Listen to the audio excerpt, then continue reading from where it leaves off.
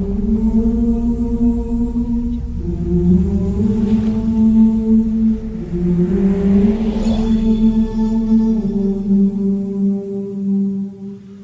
علیکم ورحمۃ اللہ وبرکاتہ۔ الحمد للہ وکفی وسلام علی عبادہ الذین اصطفی، اما بعد۔ رجب کے مہینہ میں اللہ تعالیٰ کے نبی کو اللہ تعالیٰ نے اپنے پاس بلایا، جس کو ہم معراج کہتے ہیں، شب معراج، لیلۃ المعراج، اور اس کے لیے اہتمام بھی کیا جاتا ہے عبادات کا، خیرات کا۔ یہ اللہ تعالیٰ کی بہت بڑی قدرت میں سے ایک چھوٹا سا نمونہ تھا کہ 3 کپڑوں میں اٹھایا اور سارے خلا کے پردوں کو چاک کروا کے 7 آسمان کے دروازے کھلوا کر سدرۃ المنتہا پہ جبریل کی بھی بس ہو گئی کہ اس کے آگے اتنا بھی اوپر گیا تو جل کے راکھ ہو جاؤں گا، تو اس سے اوپر آپ تشریف لے گئے، اور پھر عرش خوشی سے جھوم اٹھا، اہتز عرش الرحمن، عرش خوشی سے یوں جھوم رہا تھا۔ خوشی میں انسان بے خود ہو کر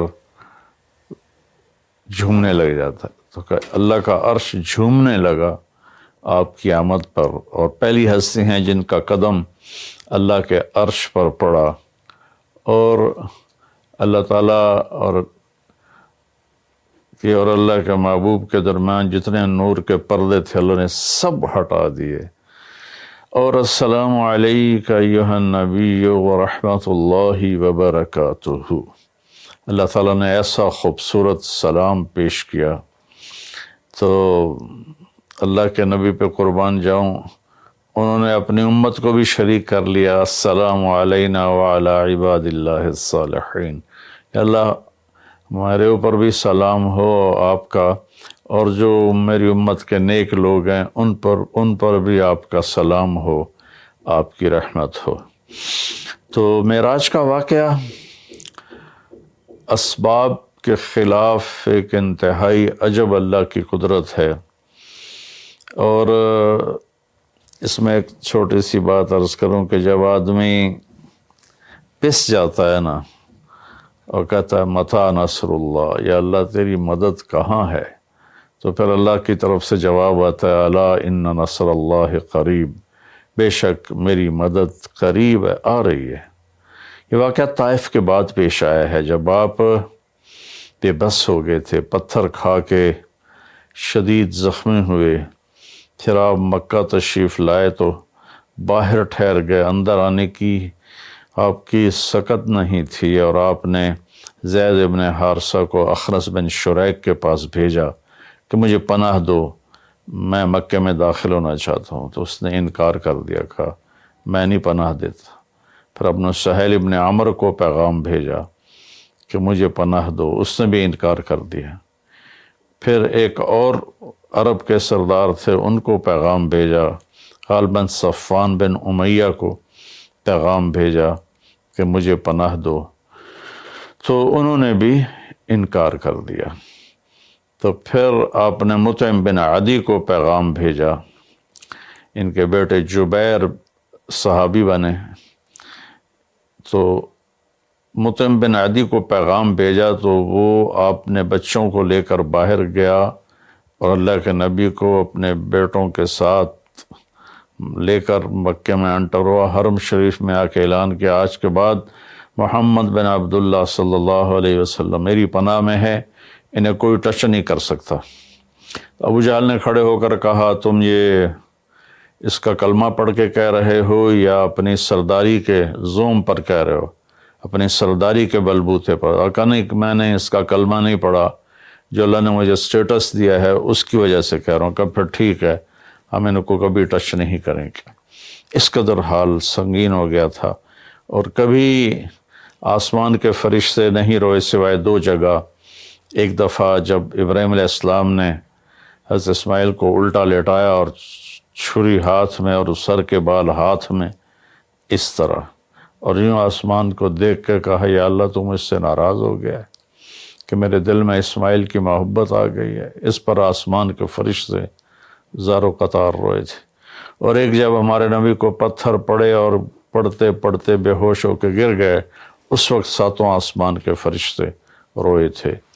اور پھر ملک الجبال حاضر ہوا، یا رسول اللہ اجازت ہو تو ان کو ایسے پیس کے سرما بنا کے رکھ دوں، ان اطبق علیہم الاخشبین۔ آپ نے کہا نہیں، لا اللہ ان یخرج من اصلابہ من یوحد اللہ، نہیں، اللہ تعالیٰ ان کی نسل میں ایسے پیدا کرے گا جو اللہ کی توحید کو ماننے والے ہوں گے۔ اس تکلیف کے بعد یہ سفر ہوا کہ 27 رجب کو جبرائیل آئے، آسمان سج چکے ہیں، اور ہماری یعنی زبان میں یا ہمارے رواج میں کہ یا رسول اللہ استقبال کے لیے قطاریں لگ گئی ہیں، آپ ان کو لے کر گئے۔ آپ ام ہانی رضی اللہ عنہ، حضرت علی رضی اللہ تعالیٰ عنہ کے گھر میں تھے آپ، تو وہاں سے حتیم میں لے گئے، آپ کا سینہ چاک کیا۔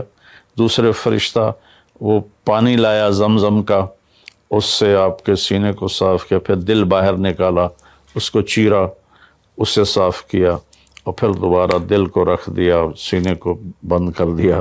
اب یہ سارا کچھ اپنے ہوش میں دیکھ رہے تھے۔ پھر وہاں سے براق پہ سوار ہوئے۔ براق گدھے سے بڑا قد، خچر سے چھوٹا قد والا ایک جانور تھا، جس پر آپ کو سوار کرایا گیا، اور وہ تھوڑا مستی کرنے لگا تو جبریل بولے تو یہ پتہ ہے تیرے اوپر کون سوار ہیں؟ تو اس کے ساتھ ہی وہ ایک دم سر نیچے کر گیا، اور پھر وہاں سے پرواز کی بیت المقدس، اور وہاں آپ نے 2 نفل پڑھے اور ان کو وہیں چھوڑ دیا، اس کو براق کو وہیں چھوڑ دیا۔ وہاں سے پھر سفر شروع ہوا اللہ کی طرف۔ اس سفر کو اللہ نے یوں بیان کیا، سبحان الذی اسری بعبدہ لیلا من المسجد الحرام الى المسجد الاقصى الذی بارکنا حولہ لنریہ من آیاتنا انہ هو السمیع العلیم۔ تو اس میں اہل علم کے لیے بڑا خوبصورت نقطہ بھی میرے ذہن میں ہے کہ یہ قرآن کی پہلی صورت ہے جو سبحان مصدر سے شروع ہو رہی ہے، سبحان الذی۔ پھر اس کو آگے لے جا کر اللہ تعالیٰ نے مصدر کے بعد فعل ماضی ہوتا ہے تو سبح للہ ما فی السماوات والارض کے ساتھ شروع کیا، تو مصدر آیا، ماضی آیا، ماضی کے بعد مضارع ہوتا ہے، فیوچر ہوتا ہے، مستقبل ہوتا ہے، تو یسبح للہ ما فی السماوات وما فی الارض الملک القدوس العزیز الحکیم۔ پھر اس کے بعد امر کا صیغہ ہوتا ہے، تو سبح اسم ربک الاعلی الذی خلق فسوی۔ یہ قرآن کا اعجاز ہے، قرآن کی خوبصورتی ہے، قرآن کی بلاغت ہے۔ سبحان، سبح، یسبح، سبح۔ تو اللہ تعالیٰ نے پہلے اپنی پاکیزگی کو بیان کیا کہ جو کچھ کہنے والا ہوں میں سب کچھ کر سکتا ہوں، میرے لیے کوئی مشکل نہیں کہ میں اپنے بندے کو لے کر گیا۔ اللہ آنے جانے سے پاک ہے، لیکن با کا اضافہ یہ بتاتا ہے کہ اللہ تعالیٰ کہہ رہے تھے یوں ہی سمجھو کہ میں اپنے بندے کو خود لے کر گیا اوپر۔ آپ جبریل کے کندھوں پر، پروں پر سوار ہو کر نہیں گئے، آپ کا سفر الگ تھا، جبریل کا الگ تھا، یہاں تک کہ پہلے آسمان پر پہنچے تو دروازہ کھلا تو آدم علیہ السلام نے استقبال کیا، گلے لگایا۔ پھر اس سے اوپر گئے تو عیسیٰ علیہ السلام، یحییٰ علیہ السلام، زکریا علیہ السلام نے استقبال کیا، اور سارے آسمان کے فرشتوں نے استقبال کیا۔ پھر اس کے بعد تیسرے آسمان پر گئے تو یوسف علیہ السلام نے استقبال کیا اور سارے فرشتوں نے۔ پھر چوتھے آسمان پر گئے تو یونس علیہ السلام نے اور باقی سارے فرشتوں نے۔ تو پھر پانچویں آسمان پر گئے تو ہارون علیہ السلام اور آسمان کے فرشتے۔ پھر چھٹے آسمان پر گئے تو موسیٰ علیہ السلام اور موسیٰ علیہ السلام کے آسمان کے فرشتے۔ اس دن اللہ نے، میرا کہ میں نے پڑھا کہیں نہیں لیکن مجھے لگتا ہے کہ اس دن اللہ تعالیٰ نے سارے فرشتوں کی عبادت کی چھٹی کرا دی ہوگی اور فرمایا ہوگا بس میرے محبوب کا دیدار کرو، استقبال کرو، آج یہی تمہاری عبادت ہے، کیونکہ ہر فرشتہ بے قرار تھا کہ دیدار ہو جائے۔ پھر اب ساتویں آسمان پر گئے، وہاں ایک بیت اللہ تھا، وہاں ایک بزرگ سفید داڑھی والے یوں کر کے بیٹھے ہوئے تھے، یوں کر کے، اور لمبے ان کے بال تھے، لمبی داڑھی تھی، وہ نہیں اٹھے، وہ بیٹھے رہے۔ جب آپ قریب آئے تو وہ کھڑے ہوئے اور کہا میرا بیٹا آ گیا۔ پہلے نبیوں نے کہا ہمارے بھائی آ گئے، ہمارے بھائی آ گئے، ہمارے نبی آ گئے۔ اس بزرگ نے کہا میرے بیٹے آ گئے، میرے بیٹے آ گئے۔ تو آپ نے جبریل سے پوچھا یہ کون بزرگ ہیں؟ تو انہوں نے فرمایا یہ آپ کے دادا ابراہیم علیہ السلام ہیں۔ اس میں اللہ نے ہمیں سبق دیا کہ بیٹا کتنے ہی عالی مقام پہ چلا جائے، اس کی ذمہ ہے اپنے ماں باپ کا ادب کرے، ان کے پاؤں چھوئے، ان کے سامنے سر جھکا کے چلے۔ یہ ہواؤں میں اڑ جائے، عرش کو چیر کے اللہ تک پہنچ جائے، پھر بھی باپ کے آگے، ماں کے آگے سر جھکانا ہے۔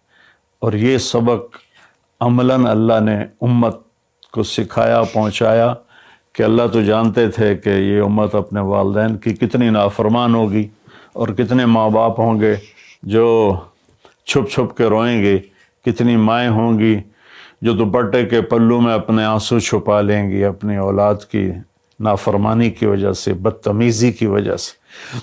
میرے نبی سے پوچھا گیا یا رسول اللہ قیامت کب آئے گی؟ تو آپ نے فرمایا اللہ کو پتہ ہے۔ کیا کوئی نشانی فرما دیں؟ ارشاد فرما دیں کہ جب مائیں بیٹیوں کے ہاتھوں ذلیل ہوں گی تو قیامت آئے گی۔ یعنی بیٹے تو کرتے ہی رہتے ہیں، اگر بیٹیاں بھی ماں کو ذلیل کریں گی تو قیامت آ جائے گی۔ تو یہ اتنا بڑا مقدس رشتہ ہے۔ آپ نے فرمایا جس نے اپنے والدین کو دکھ دیا اس پہ اللہ کی لعنت، زمین آسمان کی لعنت، فرشتوں کی لعنت، نہ اس کی نماز قبول ہے، نہ روزہ، نہ صدقہ۔ اور دوسری طرف آپ نے فرمایا جو صبح صبح ماں باپ کی زیارت کر لے تو صبح سے شام تک جنت کے 2 دروازے اس کے لیے کھل جاتے ہیں۔ نہ حال پوچھا نہ خدمت کی، صرف آ کے زیارت کی، محبت کی وجہ سے۔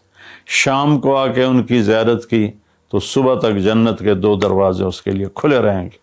پھر ان میں کوئی ایک فوت ہو جاتا ہے اور یہ اس ایک کی بھی ایسے تعداد کرتا ہے، زیارت کرتا ہے، ایک دروازہ کھلا رہے گا۔ تو یہ اس میں ایک بہت بڑا سبق تھا ماں باپ، چونکہ پہلا قصور تو ماں باپ کا ہے کہ وہ بتاتے ہی نہیں، وہ تعلیم ہی نہیں دلاتے جس سے پتہ چلے کہ ماں باپ کا مقام کیا ہے۔ اسی میں ہماری نسل ڈپریشن کا شکار ہو گئی۔ تو انہیں کیا پتہ باپ کون ہوتا ہے، ماں کون ہوتی۔ تو آپ وہاں سے تشریف لے گئے تو سدرۃ المنتہا، جہاں بارڈر آ جاتا ہے ان مخلوقات کا، بارڈر پر جبریل نے کہا یا رسول اللہ بس آگے میرے پاس ویزا کوئی نہیں ہے، ایک بالشت بھی اوپر جائے، ایک گٹھ بھی اوپر جاؤں گا تو جل کے راکھ ہو جاؤں گا۔ تو اللہ نے ایک تخت اتارا، اس سے اپنے محبوب کو بٹھایا اور وہ گئے بلندیوں کو چیرتے ہوئے، اس نے عرش پر جا کر لینڈ کیا، آپ اترے اور میرے اللہ تعالیٰ نے کہا ثم دنا فتدلی فکان قاب قوسین او ادنی۔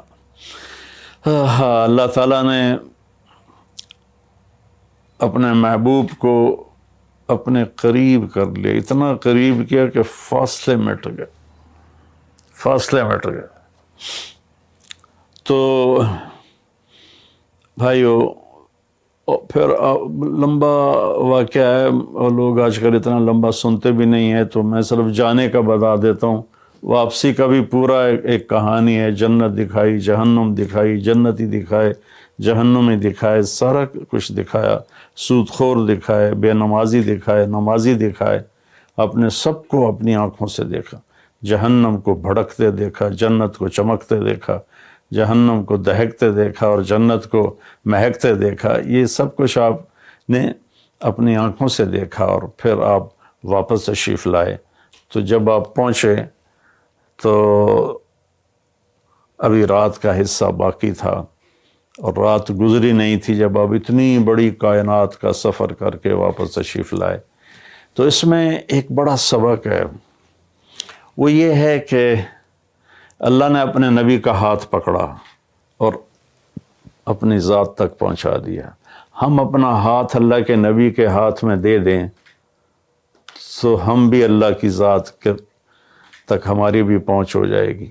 اگر کوئی بڑائی کے سفر طے کرنا چاہتا، بڑا آدمی بننا چاہتا ہے کہ میں تو جی گریٹ مین بننا چاہتا ہوں، میں کامیابی چاہتا ہوں، میں سکسیسفل لائف چاہتا ہوں، تو کامیابی ہے کہ میرا آپ کا اللہ ہم پہ راضی ہو، جب ہم مریں تو وہ ہم سے خوش ہو کر ملے، ہمیں جنت کا پروانہ دے. یہ ہے کامیابی. یہ نہیں کہ آپ بڑے مالدار بن گئے، آپ امریکہ کے صدر بن گئے. یہ نہیں ہے. کامیابی یہ ہے کہ آپ سے مجھ سے اللہ راضی ہو جائے.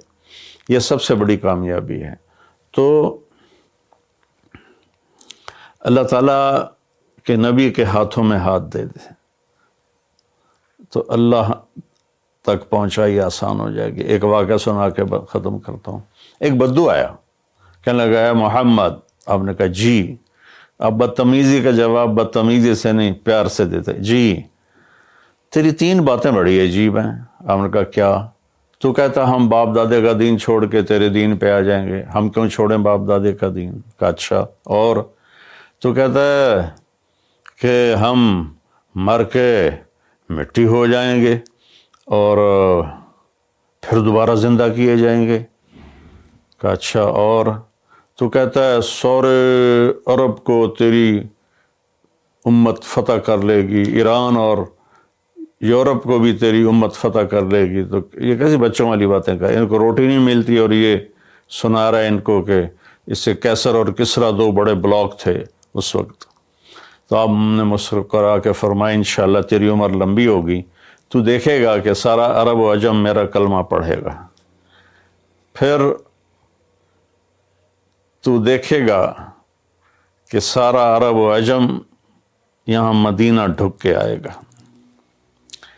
اور پھر تو دیکھے گا کہ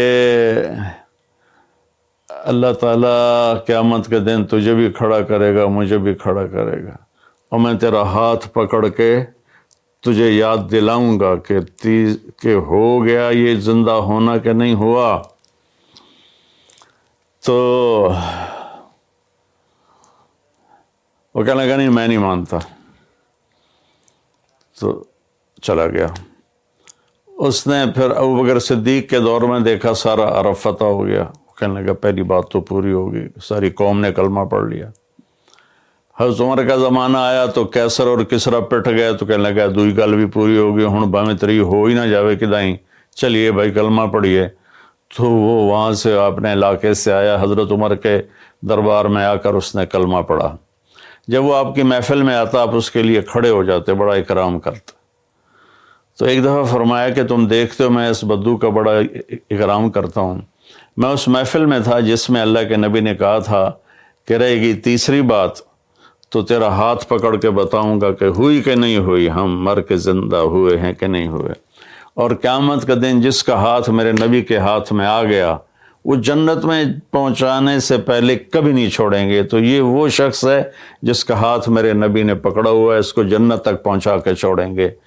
تو میرے عزیزوں، میرے بھائی بہنوں، بچوں بچیوں، ہم مختلف قسم کی نافرمانیوں کا شکار ہیں اور اس میں ہم لذت ڈھونڈتے پھر رہے ہیں اور فرسٹریشن کا شکار ہیں. ہماری نئی نسل نشوں پہ لگی ہوئی ہے. اللہ کے واسطے سب سے ہاتھ چھڑا کر اللہ کے نبی کو اپنا ہاتھ پکڑا دو. آپ کو یوں پکڑیں گے اور اللہ پاک سے جا کر ملا دیں گے اور فرشتے بھی آپ پر رشک کریں گے. یہ واقعہ معراج کی اصل تھیم ہے اور واقعہ معراج کا اصل پیغام ہے کہ کی محمد سے وفاتوں نے تو ہم تیرے ہیں. یہ جہاں چیز ہے کہ لوح و قلم تیرے ہیں. السلام علیکم ورحمۃ اللہ.